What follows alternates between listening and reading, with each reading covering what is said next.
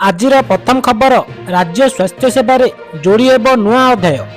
आज राज्यर विभिन्न मेडिकल कॉलेजर शिलान्यास एवं उद्घाटन करेंगे मुख्यमंत्री नवीन पट्टनायक। पूर्वाह्न 11:30 शिलान्यास एवं उद्घाटन कार्यक्रम रही सूचना मिली। परवर्ती खबर ढेंकानाल सदर थाना मंगलपुर मजूरी छक निकटस्थ बुदा भितर जड़े नाबालिका कॉलेज छात्री मृतदेह उद्धार होईछि। तांकु जंगल भितर को उठाई नहीं दुर्बृत्त माने पत्थर रे छेची विभत्स भावे हत्या करिबा परे बुदा भितर फिंगी देथिबा जणा पड़िछि। छात्री मृतदेह मुह माड़ी पड़िथिबा अवस्था जबत करा जायथिबार सूचना रही।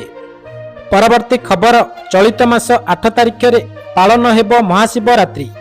एथिपाई राज्यर समस्त शैवपीठ गुड़िकरे प्रस्तुति आरंभ होई गलानी। मंदिर सेफेई कार्यठू आरंभ करी भक्तों सुरक्षा श्रृंखलित दर्शन पाई मध्य व्यवस्था करा जायछि। श्री लिंगराज मंदिर रे महाशिवरात्रि पाई नीति निश्चित होईछि।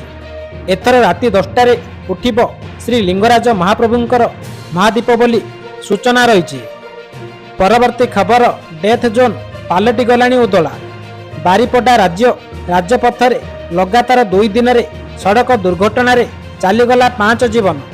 सेहीपरि आज रात्र समय उदला बारिपदा राज्य राजपथर धनापना छक निकटरे 2 बुलेट मुहांमुही धक्का हेबा फल 2 जन युवकों मृत्यु होइतिबा बेले जणे गुरुतर होइतिबार सूचना रही।